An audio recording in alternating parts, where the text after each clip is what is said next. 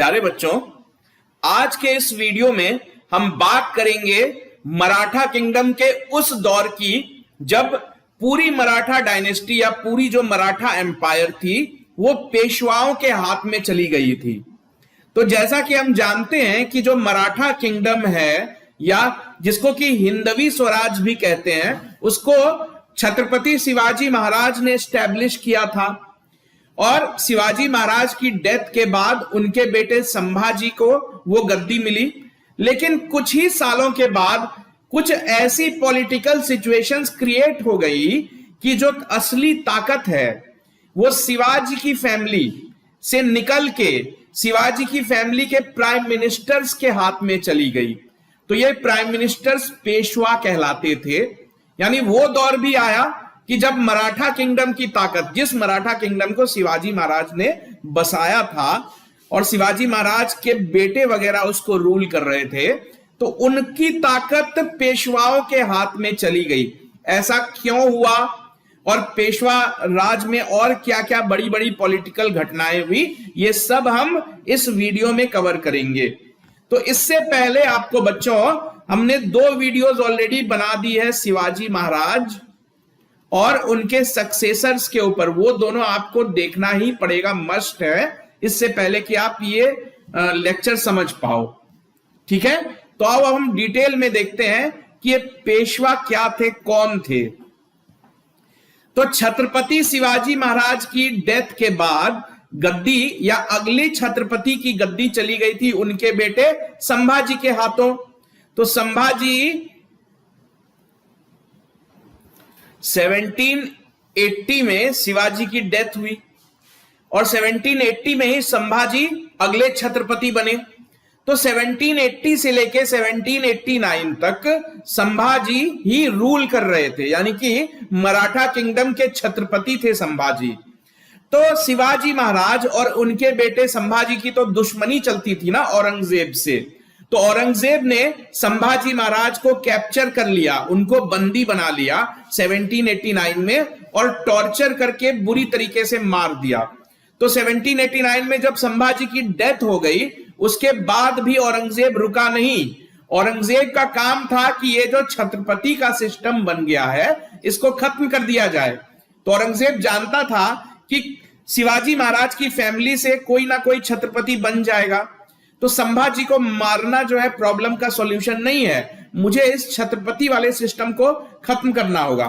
तो संभाजी को तो टॉर्चर करके मार दिया और साथ ही साथ संभाजी के 7 साल के छोटे बेटे साहू, यानी कि 7 साल का बच्चा था वो उस वक्त, उसको अरेस्ट करवा लिया औरंगजेब ने। उसको अरेस्ट करके जेल में डाल दिया।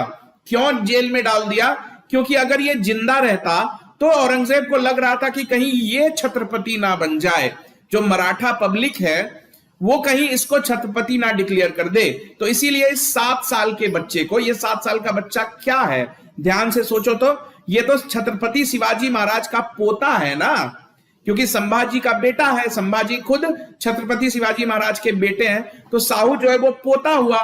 तो चांसेस बहुत ज्यादा थे कि अगर इसको अरेस्ट नहीं किया जाता तो यही साहू जो है अगला छत्रपति बन जाता। इसीलिए इसको अरेस्ट करके मुगलों ने अपने जेल में डाल दिया। तो ये 7 साल का बच्चा अगले 18 साल तक जेल में बंद रहा। किसकी जेल में बंद रहा? औरंगजेब की जेल में बंद रहा ये। तो औरंगजेब की डेथ हो गई 1707 में। तो औरंगजेब की डेथ होने के बाद ये 1689 होगा और ये 1680 होगा, यानी शिवाजी महाराज की डेथ 1680 में हुई थी। तो ये 1707 में औरंगजेब की डेथ होने के बाद पॉलिटिकल सिचुएशन बिल्कुल बदल जाती है। कैसे बदल जाती है कि ये 7 साल का बच्चा अब 25 साल का हो चुका है। पिछले 18 साल से जब ये जेल में बंद था तो इसके पीठ पीछे जो इसकी स्टेप मदर थी, ये जो साहू महाराज था, ये तो जेल में बंद है, इसके पीठ पीछे मराठा किंगडम कोई तो संभालेगा। तो जो मराठा किंगडम की गद्दी थी वो इसकी सौतेली मां ताराबाई के हाथों में चली गई थी। तो बेसिकली ताराबाई ने अपने छोटे बेटे को छत्रपति बना दिया था। तो ताराबाई कौन है? तो साहू जी महाराज की सौतेली मां है। तो ताराबाई ने अपने बेटे को गद्दी पे बिठा के छत्रपति बना दिया था और पूरा कंट्रोल अपने हाथ में ले लिया था। तो अब जब साहू महाराज को जेल से छोड़ा गया तो साहू महाराज को ऐसा लगा कि छत्रपति की गद्दी पे तो मेरा हक है, क्योंकि संभाजी का बेटा हूं मैं, बड़ा बेटा हूं मैं। तो एक पॉलिटिकल लड़ाई शुरू हो गई, यानी साहू जी महाराज ने अपनी गद्दी जो है वापस लेने की कोशिश की। किससे? अपनी सौतेली मां ताराबाई से। तो ताराबाई के एक मिनिस्टर थे, उनका नाम था बालाजी विश्वनाथ। तो ये बालाजी विश्वनाथ इस बात को समझते थे कि छत्रपति की गद्दी पे टेक्निकली और मॉरली पहला हक तो साहू का है। 18 साल जेल में काट के आया, ये तो बात की बात है, लेकिन ये अपना खून है ना, संभाजी महाराज का बड़ा बेटा है ये। तो इसी मिनिस्टर ने, बालाजी विश्वनाथ नाम के मिनिस्टर ने मदद करी साहू जी महाराज की छत्रपति बनने में, ताराबाई को हराने में। तो कह लो कि बालाजी विश्वनाथ की, अगर बालाजी विश्वनाथ नहीं होते तो साहू जी महाराज कभी भी छत्रपति नहीं बन पाते। तो अब जब ताराबाई हार गई, अब जब साहू जी महाराज छत्रपति बन गए तो उन्होंने इस एहसान का बदला चुकाया। किसके एहसान का बदला चुकाना है? तो इसी बालाजी विश्वनाथ के एहसान का बदला चुकाना है। तो साहू जी महाराज ने असली ताकत जो होती है, असली पॉलिटिकल अथॉरिटी यानी फैसले लेने की ताकत, वो बालाजी विश्वनाथ को सौंप दी। कहा कि सारे बड़े फैसले आप ही लेना, क्योंकि आप तो पहले से भी मिनिस्टर हो, आप काफी अनुभवी हो।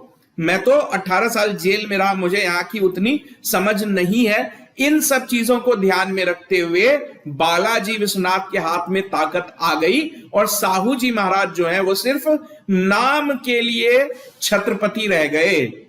तो अब बालाजी विश्वनाथ की कह लो कि एक तरह से प्रमोशन हो गई, तो इनको पेशवा बना दिया गया, बालाजी विश्वनाथ को।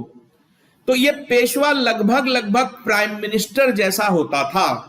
एक होता है राजा और एक होता है राजा का सबसे बड़ा मंत्री, तो वही सबसे बड़ा मंत्री प्राइम मिनिस्टर कहलाता है। तो ये पेशवा, उस वक्त तो प्राइम मिनिस्टर का कॉन्सेप्ट था नहीं, तो उस वक्त पेशवा का कॉन्सेप्ट था, तो ये पेशवा कहलाए।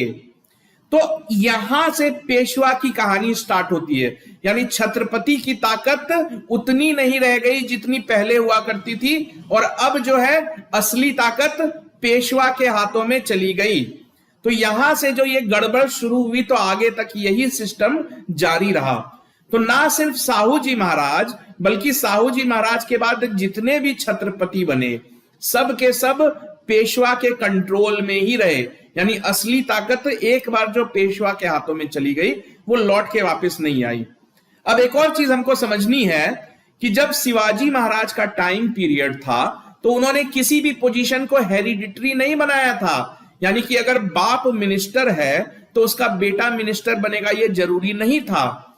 लेकिन बालाजी विश्वनाथ जब पेशवा बन गए तो बालाजी विश्वनाथ ने इस पेशवा की गद्दी को हेरिडिटरी बना दिया, यानी ऐसा कर दिया कि अगर मैं मर जाऊं तो मेरे बाद मेरा बेटा अगला पेशवा बनेगा। बिल्कुल हेरिडिटरी बना दिया पेशवा की गद्दी को।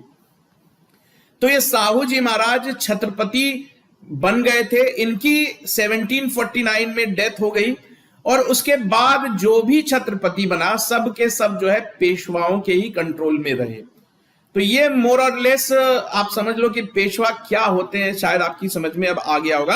अब आओ हम बात करते हैं इंपॉर्टेंट पेशवास की, यानी अब जो है छत्रपति की कहानी आपको सुनने के लिए नहीं मिलेगी। मराठा किंगडम में अब जो भी बड़े बड़े फैसले होंगे, जो भी बड़ी बड़ी लड़ाइयां होंगी, वो अब पेशवा लड़ेंगे, ना कि छत्रपति। तो अब हम डिटेल में हर एक पेशवा की लाइफ हिस्ट्री समझे, जो जो इंपॉर्टेंट पॉइंट है वो समझे। तो सबसे पहले पेशवा बालाजी विश्वनाथ। तो छत्रपति साहू जी महाराज ने जब इनको पेशवा बनाया था तो उसी वक्त इनको एक उपाधि दी थी सेना कार्ते की। सेना कार्ते का मतलब होता है सेनापति, या कह लो कि जो सेना को ऑर्गेनाइज करे, सेना की को लीड करे, उसको कहते हैं सेना कार्ते। और साथ ही पेशवा तो बना ही दिया था 1713 में।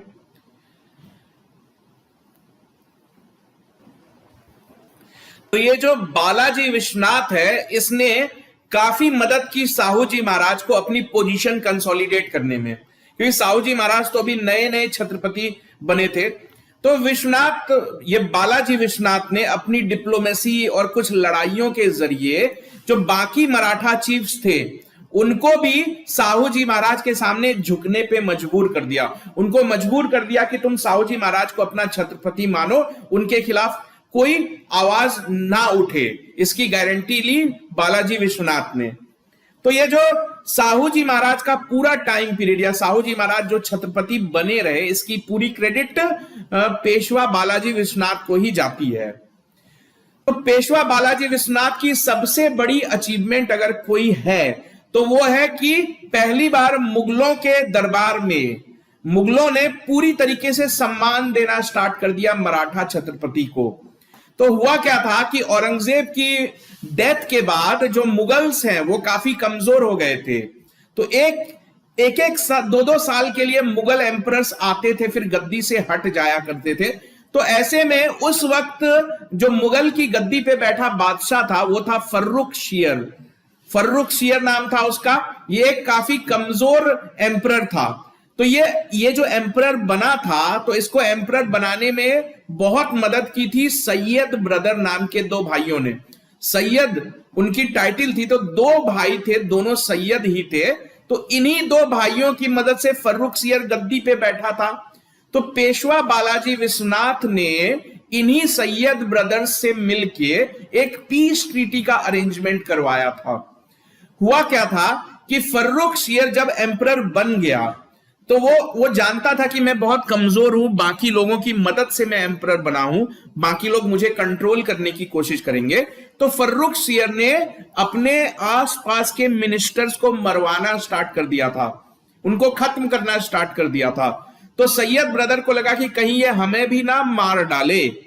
तो सैयद ब्रदर हमेशा इस बात के खतरे में रहते थे कि फर्रुख शियर कभी भी उनको मार सकता है। इसलिए सैयद ब्रदर को भी अपनी ताकत बढ़ानी थी, अपना सपोर्ट बेस बढ़ाना था। इसलिए सैयद ब्रदर ने मराठाज से मदद मांगी कि आप हमारी मदद करो, बदले में हम आपके मुगलों के साथ संधि करवा देंगे, पीस ट्रीटी करवा देंगे। तो यही पीस ट्रीटी अरेंज कराई गई। एक तरफ सैयद ब्रदर थे, दूसरी तरफ पेशवा बालाजी विश्वनाथ थे। तो इस पीस ट्रीटी में फर्रुख शियर ने छत्रपति साहू जी महाराज को एक्सेप्ट कर लिया, रिकॉग्नाइज कर लिया एज छत्रपति, और मान लिया कि आप ही जो मराठा किंगडम है उसके बादशाह आप हो, और आपके कंट्रोल में जितनी टेरिटरी है उसको हम रिकॉग्नाइज करते हैं, हम मान लेते हैं कि वो जो टेरिटरी है वो मुगल टेरिटरी नहीं है बल्कि वो मराठा किंगडम की टेरिटरी है। इससे भी आगे मामला बढ़ गया। तो साहू जी महाराज को जो डेक्कन है यानी साउथ इंडिया, तो साउथ इंडिया में अलग अलग किंगडम्स थी ना, जैसे बीजापुर, गोलकोंडा, इस तरह के 6 अलग अलग प्रोविंसेस थे। तो उन प्रोविंसेस का टैक्स कलेक्ट करने का हक भी साहू जी महाराज को ही दे दिया गया, क्योंकि यहां तो मुगल कमजोर हो गए थे, इनसे तो दिल्ली नहीं संभलती थी, तो ये डेक्कन क्या संभालेंगे। जबकि दूसरे तरफ मराठा जो है वो मजबूत हो रहे थे, तो इसीलिए मराठाओं को यह हक दे दिया गया कि आप चौथ और सरदेशमुखी, ये 2 टैक्स होते थे, इनकी डिटेल आप देख सकते हो मराठा वाली वीडियो में। तो ये 2 टैक्स आप कलेक्ट करो। तो ये तो बहुत बड़ा सम्मान है ना, मराठाओं के लिए बहुत बड़े सम्मान की बात है। अगर आप कुछ साल पहले की बात करो तो औरंगजेब तो इनके जान के पीछे पड़ा हुआ था, और अब जो मुगल एम्परर है वो इनको टैक्स कलेक्ट करने का हक दे देता है। तो ये बहुत बड़ी अचीवमेंट मानी जाएगी ना। तो टैक्स जो भी आप कलेक्ट करोगे, साहू जी महाराज से कहा गया कि आप टैक्स जितना भी कलेक्ट करो वो आप रखो, कोई दिक्कत नहीं है, लेकिन बदले में आप हर साल 10 लाख रुपए मुगल खजाने में जमा करोगे। तो इस तरह दोनों मुगलों के बीच और मराठाओं के बीच कॉर्डियल रिलेशन स्टैब्लिश हो गया। अब ये रिलेशन स्टैब्लिश करने में किसका रोल है? एक तरफ मराठाओं की तरफ से पेशवा है और मुगलों की तरफ से सैयद ब्रदर है। तो इसी पीस ट्रीटी की मदद, इस पीस ट्रीटी को विश्वनाथ का सबसे बड़ा अचीवमेंट कहा जाता है। तो इस पीस ट्रीटी का नतीजा क्या निकला कि जो मराठा है उनको डेक्कन पे पूरा कंट्रोल मिल गया। इनडायरेक्टली ही सही, वो टैक्स कलेक्ट करते थे मुगलों के बिहाफ में, लेकिन पकड़ तो मजबूत हो ही गई ना। तो ये जो टैक्स मिलने लगे तो इससे मुगलों का तो फायदा होता ही था, लेकिन साथ ही साथ मराठा लोगों के भी तो खजाने में पैसा जमा होने लगा। तो इसी पैसे की मदद से जो मराठा है वो फिर से एक्सपेंड करने लगे। थोड़ी देर के लिए कमजोर हो गए थे ना, लेकिन अब पैसा आने लगा, तो पैसा आते ही ये फिर से अपने एम्पायर को एक्सपेंड कर पा रहे थे। अब ये बात आती है सैयद ब्रदर्स की। तो सैयद बंधुओं को अपनी जान पे तो खतरा महसूस होता ही था, तो इन लोगों ने इसीलिए तो मराठा से दोस्ती की थी ना। तो अब क्या हुआ, विश्वनाथ के कहने पे कुछ मराठा सोल्जर्स, यानी बालाजी विश्वनाथ अपने साथ कुछ मराठा सोल्जर्स को लेके सैयद ब्रदर के कहने पे दिल्ली पहुंच गए। और दिल्ली में जो मुगल बादशाह था फर्रुखसियर, उसको गद्दी से हटा दिया। कहने का मतलब है कि सैयद बंधुओं ने मराठा लोगों की मदद से अपने मुगल बादशाह को गद्दी से हटा दिया। तो इससे क्या हुआ, पूरे मराठा किंगडम में यह बात फैल गई कि जो मुगल हैं वो तो काफी कमजोर हैं, उनकी किस्मत का फैसला तो मराठा करते हैं। मराठा दिल्ली गए और मुगल बादशाह को गद्दी से हटा दिया। ऐसी खबरें चारों तरफ फैलने लगी। तो इससे क्या है कि मराठा की जो प्रेस्टीज है उसको बूस्ट मिला। तो ये एक बहुत बड़ी घटना मानी जाती है मराठा डायनेस्टी में, क्योंकि इस घटना ने इनकी एम्बिशंस जगा दी। इनको लगने लगा कि हम तो अब मुगल को कंट्रोल कर पाएंगे। अभी तक इनका पूरा ध्यान जो है वो डेक्कन में केंद्रित था, दक्षिण भारत में केंद्रित था पूरे मराठा एम्पायर का ध्यान। लेकिन अब ये पहली बार दिल्ली की पॉलिटिक्स में इन्वॉल्व हो गए थे। तो अब ये प्लान बनाने लगे कि क्यों ना हम दिल्ली पे भी कंट्रोल करने की कोशिशें चालू कर दें। ठीक है, तो ये विश्वनाथ के टाइम ही ये सारी चीजें, ये सारी कोशिशें चालू हो गई थी। लेकिन अनफॉर्चुनेटली बालाजी विश्वनाथ की डेथ हो गई 1720 में ही। लेकिन तब तक जो ये अपना काम करना था वो कर चुके थे। जो साहू जी महाराज छत्रपति थे, उनकी पोजीशन काफी अच्छे से कंसोलिडेट हो गई थी तब तक, और तब तक मराठा लोगों का दखल मुगल दरबार में हो गया था। यानी कि तब उसके बाद मुगल जो भी करते थे उसमें मराठा लोगों की ओपिनियन जरूर शामिल होती थी, इनका दखल जरूर होता था।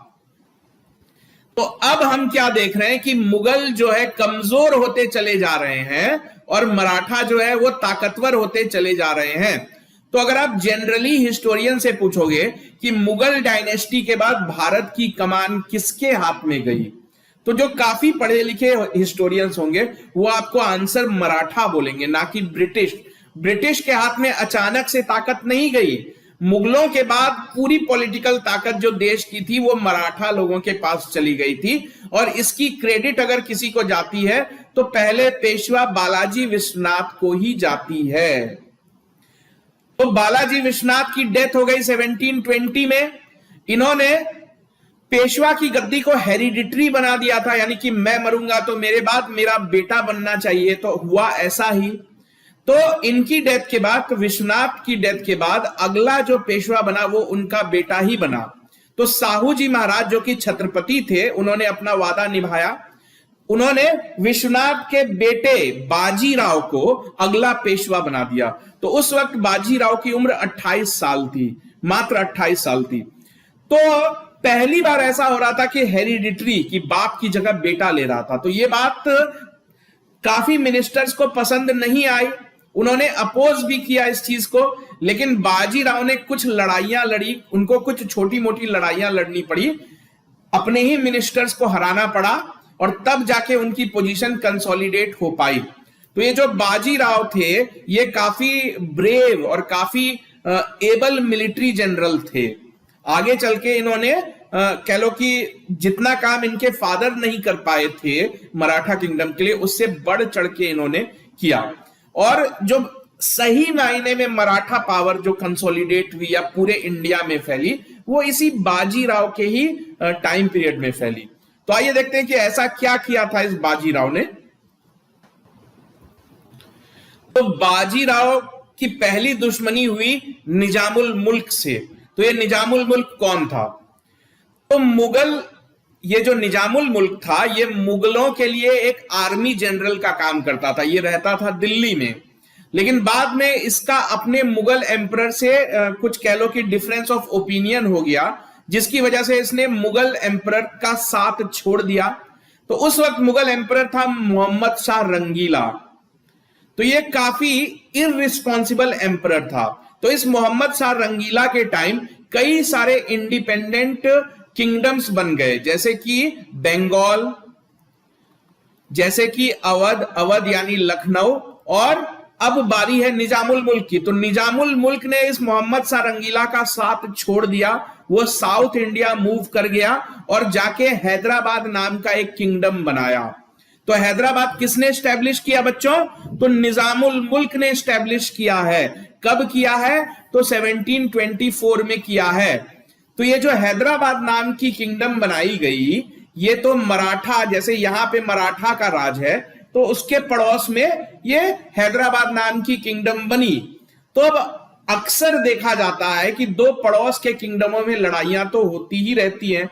तो अब ये किंगडम बनने के बाद मराठा और निजामुल मुल्क के बीच भी लड़ाइयां स्टार्ट हो गई और काफी लंबी ये लड़ाई खिंची। तो ये निजामुल मुल्क जो था, इसने अपनी पॉलिटिक्स स्टार्ट कर दी। इसने छत्रपति साहू जी महाराज के जो सौतेले भाई वगैरह थे और जो मिनिस्टर्स थे, उनको भड़काना शुरू कर दिया कि तुम छत्रपति साहू जी महाराज के खिलाफ रिवोल्ट कर दो। लेकिन छत्रपति साहू जी महाराज को तो पेशवा का सपोर्ट प्राप्त था ना, पेशवा तो उनकी रक्षा करते थे। तो पेशवा इस वक्त कौन है? बाजीराव। तो बाजीराव ने निजामुल मुल्क की ये सारी पॉलिटिक्स सक्सेसफुल नहीं होने दी। तो फाइनली बाजीराव और निजामुल मुल्क को आमने सामने आके लड़ाई करनी पड़ी। छोटी मोटी लड़ाइयां तो होती ही रहती थी। पहली बार अगर लार्ज स्केल आमने सामने आके दोनों में लड़ाई हो गई 1728 एडी में। तो पालखेड़, जिसको कि पलक्काड भी बोलते हैं, पलक्काड तमिलनाडु में, तो वहां पे इन दोनों की लड़ाई हो जाती है। तो निजाम जो है इसमें बुरी तरीके से हार जाता है। प्लीज याद रखना कि मराठा काफी ताकतवर हो गए थे, इनके पास काफी पैसा वगैरह आ गया था, चौथ सरदेशमुखी कलेक्ट करते थे ना, जबकि निजाम तो अभी अभी निजाम बना था, इसको 4 साल हुए थे निजाम बने, या कह लो कि हैदराबाद स्टेट बने हुए सिर्फ 4 साल ही गुजरे थे। तो निजाम उतना ताकतवर तो था नहीं। तो बाजीराव ने निजाम को हरा दिया और निजाम को मजबूर कर दिया कि आप पीस ट्रीटी साइन करो। तो इस पीस ट्रीटी में निजाम ने एक्सेप्ट किया कि हाँ, मैं मानता हूं कि साहू जी महाराज ही सारे मराठाओं के इकलौते लीडर हैं, यानी वो सारे मराठाओं के छत्रपति हैं। और ये भी एक्सेप्ट कर लिया कि आज से मैं भी छत्रपति साहू जी महाराज को चौथ और सरदेशमुखी नाम का टैक्स दिया करूंगा, यानी कि घुटने टेक दिए निजामुल मुल्क ने। तो निजामुल मुल्क यहीं पे नहीं रुका, उसके दिल में हमेशा ही कह लो कि मराठा लोगों के लिए नफरत भरी हुई थी। तो 1737 की बात है, मुगल एम्परर मोहम्मद शाह रंगीला ने, वो तो निजाम को जानते थे ना, निजाम तो पहले उनके लिए ही काम करते थे। तो मुगल एम्परर ने निजाम से कहा कि तुम्हारा भी दुश्मन है मराठा और हमारे भी दुश्मन है मराठा, तो आओ मिल के इन मराठाओं को हराएं। तो मुगल एम्परर ने निजाम को जिम्मेदारी सौंपी कि तुम जाके कुछ भी करो, पेशवा को अरेस्ट करो। तो फिर से बाजीराव की लड़ाई हो जाती है निजामुल मुल्क से। पहले भी बाजीराव एक बार हरा चुका है उनको, अब दोबारा ये लड़ाई हो गई भोपाल के पास। फिर से वही नतीजा हुआ, फिर से बाजीराव जीत गए और निजाम हार गया। तो हारने के बाद बाजीराव ने निजाम को मजबूर किया कि एक पीस ट्रीटी फिर से साइन करो। तो ये ट्रीटी कहलाई दुराई सराई, क्योंकि जो लड़ाई हुई थी वो दुराई सराई नाम की जगह पे हुई थी। तो एक्चुअली लड़ाई तो हुई नहीं थी, सरेंडर कर दिया था निजाम ने। बाजीराव ने घेर लिया था निजाम के टेंट को और तब तक मुगलों की फौज नहीं पहुंच पाई थी, तो निजाम ने बस सिंपली सरेंडर कर दिया था। तो अब जो निजाम सरेंडर कर रहा है उसको तो मुगलों का सरेंडर माना जाएगा ना, क्योंकि मुगलों ने इसको काम पे लगाया है ना कि तुम जाके बाजीराव को अरेस्ट करो। तो अब ये जो पीस ट्रीटी साइन होगी एक तरह से मराठा और मुगलों के बीच हो रही है। तो इस पीस ट्रीटी के जरिए मुगलों को मजबूर किया गया कि तुम मालवा यानी कि मध्य प्रदेश का इलाका, मालवा, चंबल और नर्मदा नदी के बीच के जितने इलाके हैं वो सब आप मराठा लोगों को सौंप दोगे। और साथ ही साथ ये जो आप लड़ाई झगड़े करते रहते हो बार बार, इसके एवज में आपको 50 लाख की पेनल्टी देनी होगी, जुर्माना भरना होगा। तो दो दो बार निजामुल मुल्क को हराया। किसने? बाजीराव ने।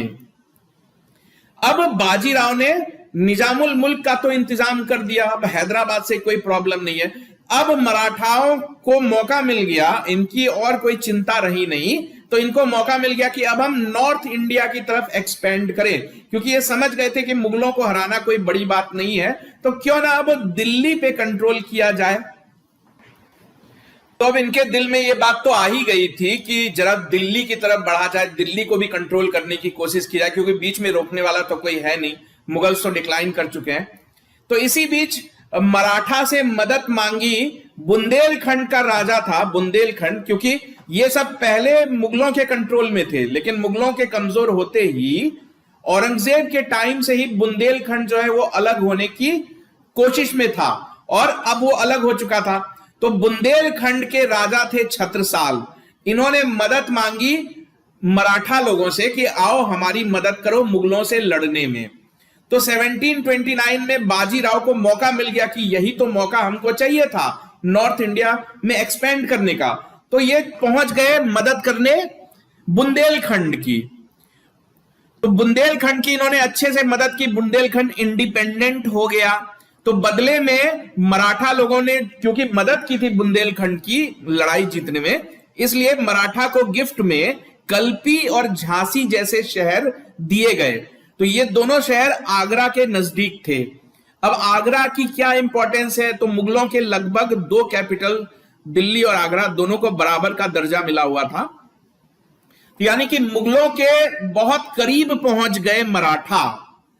तो अब इनकी हिम्मत भी बढ़ने लगी। इनको लगा कि हम तो जब चाहेंगे तब मराठा को हरा देते हैं, पहले भी मतलब मुगलों को हरा देते हैं, पहले भी हराया हुआ है। तो अब इन्होंने मुगल एम्परर के ऊपर दबाव डालना शुरू किया। तो मुगल एम्परर से इन्होंने कहा कि तुम अवध और बंगाल और जहां जहां पे हिंदुओं की जो होली साइट्स हैं, जैसे कि गया, बनारस, इलाहाबाद, ये सब मराठाओं को सौंप दो, क्योंकि मुगल्स के ऊपर इल्जाम लगते थे ना कि ये मंदिर वगैरह तोड़ते हैं, सब नष्ट कर दिया करते हैं। दूसरी तरफ मराठा थे, तो मराठा तो अपने आप को हिंदवी स्वराज बुलाते थे ना, यानी हिंदुओं के हित की रक्षा करने वाले। तो अब इन्होंने अपने आप को वैसा ही प्रोजेक्ट किया, कहा कि हम तो हिंदुओं की बात करते हैं, तो तुम जो हिंदुओं की होली सिटीज पे कब्जा करके बैठे हो वो सब हमको सरेंडर कर दो। लेकिन मुगल एम्परर ने यह बात मानने से साफ साफ इनकार कर दिया। तो खैर जो भी हो, 1740 में बाजीराव की डेथ हो जाती है। लेकिन तब तक इतना तो इन्होंने कर ही दिया ना कि मराठा लोगों को आगरा तक पहुंचा दिया, वहां पे बस गए मराठा। तो मराठा जो नॉर्थ इंडिया में आज आपको मराठा फैमिलीज देखने को मिलती हैं, वो बाजीराव के टाइम ही महाराष्ट्र से निकल के आज कानपुर में आपको बहुत ज्यादा मराठा फैमिलीज देखने को मिलेंगी।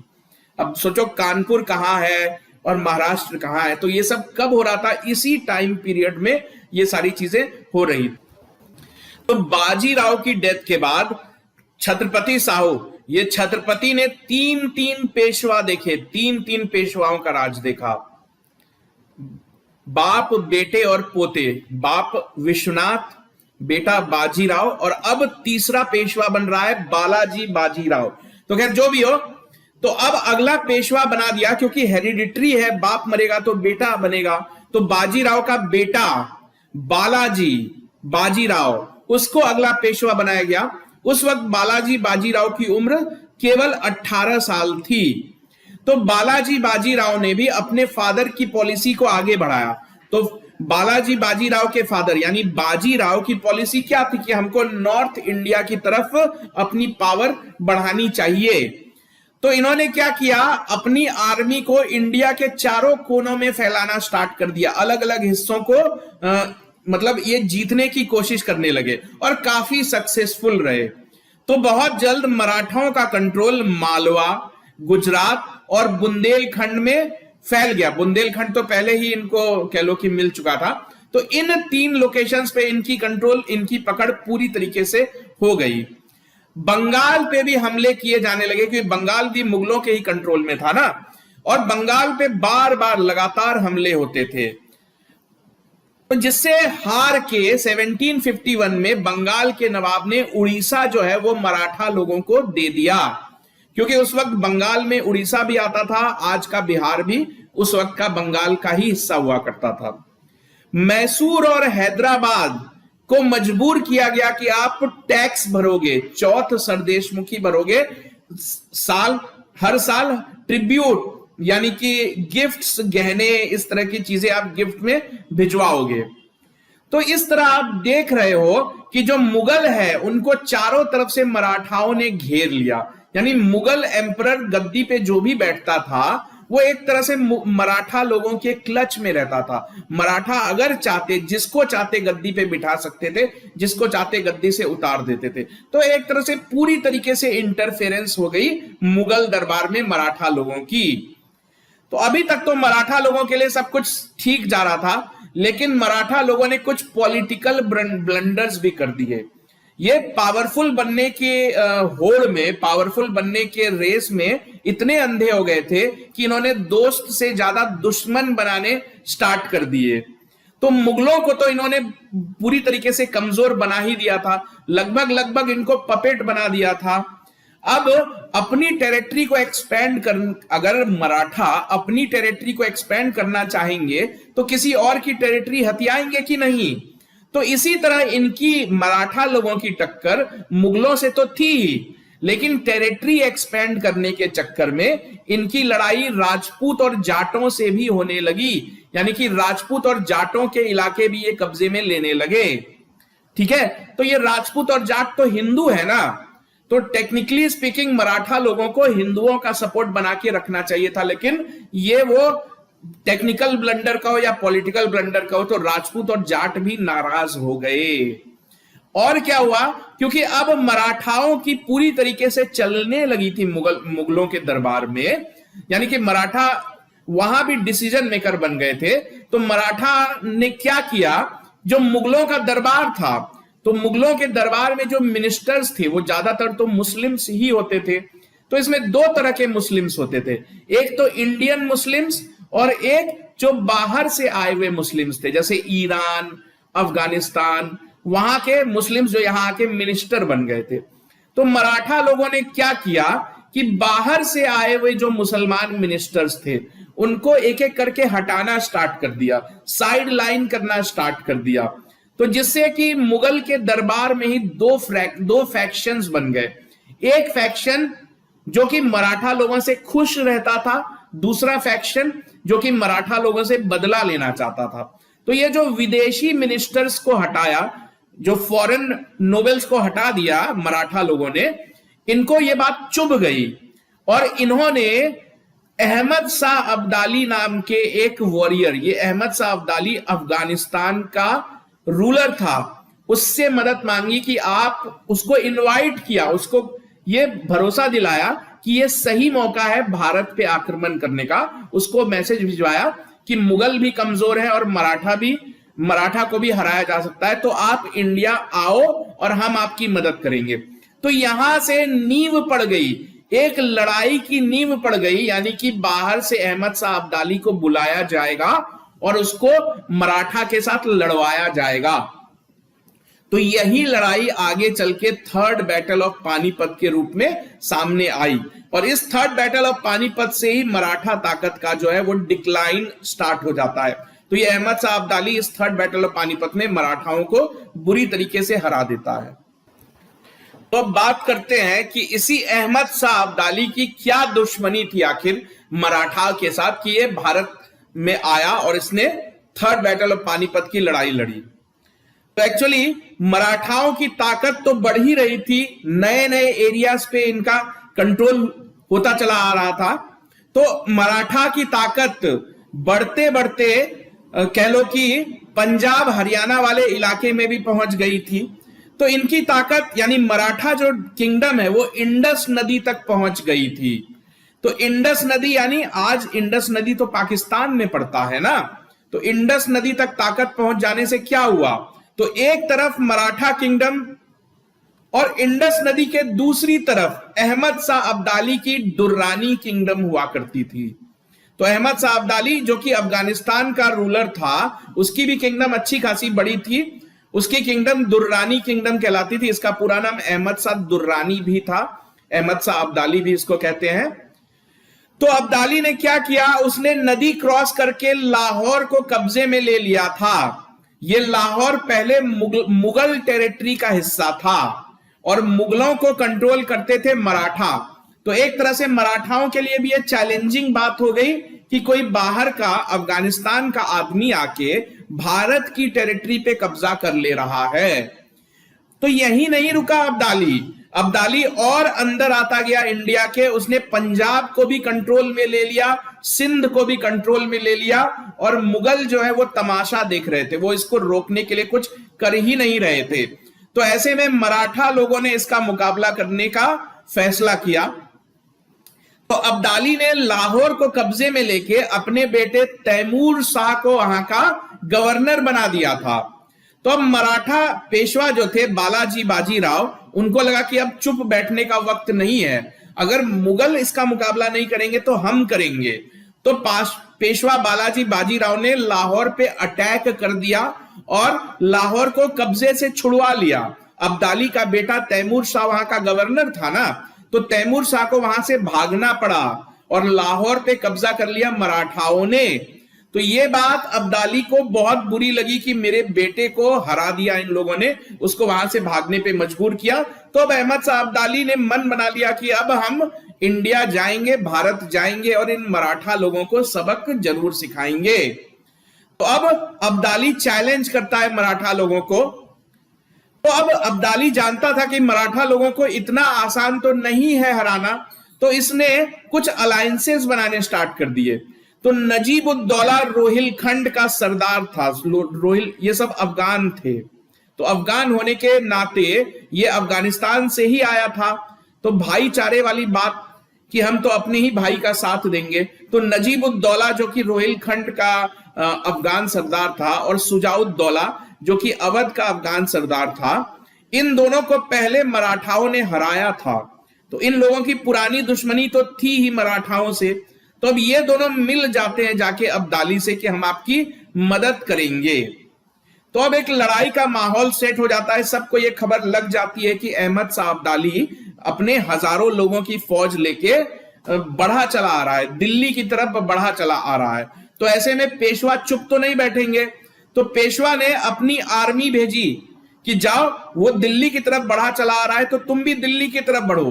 तो कहा जाता है कि महाराष्ट्र के हर घर से कम एक आदमी जरूर उस आर्मी में शामिल हुआ कि अब तो हमको अपने देश को बचाना है इस अहमद शाह अब्दाली नाम के खतरे से। तो एक अच्छी खासी बड़ी आर्मी बन गई और पेशवा ने अपने बेटे को उसका सेनापति बनाया। बेटा उस वक्त काफी कम उम्र का था, तो पेशवा ने एक नाम के लिए अपने बेटे को सेनापति बनाया था, जबकि असली कमांड उसके चचेरे भाई, पेशवा के चचेरे भाई सदाशिव राव भाऊ के हाथ में थी। अब एक तरफ अहमद शाह अब्दाली को तो हर तरफ से सपोर्ट मिल रहा था, दूसरी तरफ मराठा जो है इन्होंने दुश्मन बना लिए थे। इनको जो है हिंदू भी सपोर्ट करने आगे नहीं आ रहे थे, ना राजपूत इनकी मदद करने को आगे आ रहे थे, ना जाट इनकी मदद करने को आगे आ रहे थे। तो ऐसे माहौल में ये जो लड़ाई हुई, यही लड़ाई कहलाई थर्ड बैटल ऑफ पानीपत, और ये हुई 1761 में। तो ये दोनों फोर्सेस, एक तरफ अहमद शाह अब्दाली, दूसरी तरफ मराठा फोर्सेस, ये पानीपत में मिलते हैं। अब पानीपत में पहले भी दो लड़ाइयां हो चुकी हैं, फर्स्ट बैटल, सेकेंड बैटल। तो ये पानीपत में ही लड़ाई क्यों होती थी? क्योंकि जिसको दिल्ली पे अटैक करना होता था तो कहा जाता था कि दिल्ली से पहले यहीं पे फैसला कर लो। तो दिल्ली के पास होने की वजह से पानीपत में ही ज्यादातर आपको लड़ाइयां, हिस्टोरिकल लड़ाइयां देखने को मिलेंगी। तो खैर जो भी हो, इस लड़ाई में मराठाओं ने बहुत हिम्मत से मुकाबला किया, लेकिन जीत नहीं पाए। जो मराठा आर्मी थी उसको काफी बड़ा नुकसान झेलना पड़ा। यहां तक कि पेशवा ने जो अपने छोटे से बेटे को सेनापति बना के भेजा था, और उनका जो चचेरा भाई था, तो पेशवा का बेटा उनका नाम था विश्वास राव, और पेशवा के चचेरे भाई सदाशिव राव भाऊ, दोनों ने बहुत बहादुरी से मुकाबला किया, लेकिन दोनों की जान इसी बैटलफील्ड पे चली गई, दोनों मारे गए।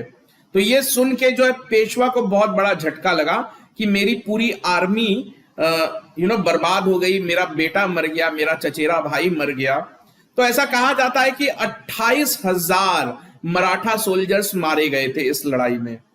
तो ये सुन के पेशवा को बहुत गहरा झटका लगा और वो बीमार रहने लगे। इतने बीमार हो गए वो कि कुछ ही महीनों में, 1.5-2-3 महीनों के बाद ही उनकी डेथ हो जाती है। तो अभी आपने देखा कि 3 पेशवा की कहानी।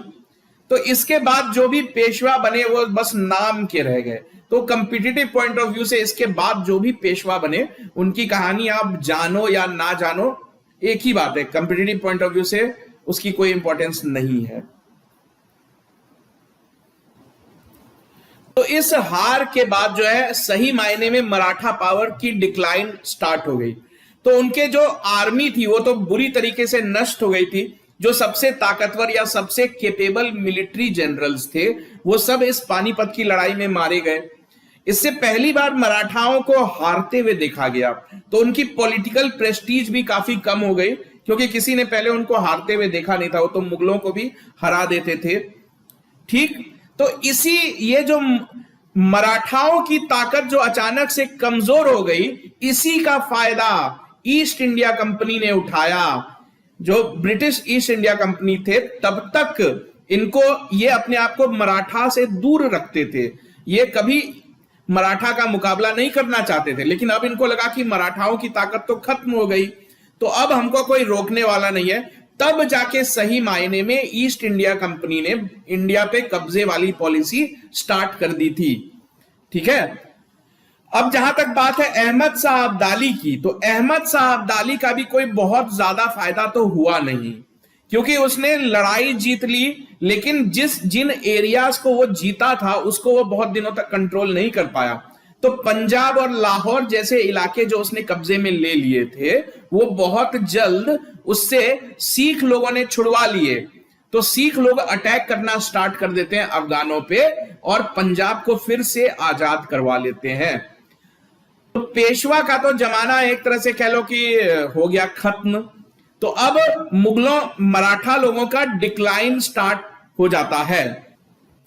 तो अब पेशवा पहले जितने ताकतवर नहीं रह गए, तो इसका फायदा जो है लोकल मराठा, जो लोकल लेवल पे जो मराठा जनरल्स थे उन्होंने उठाया।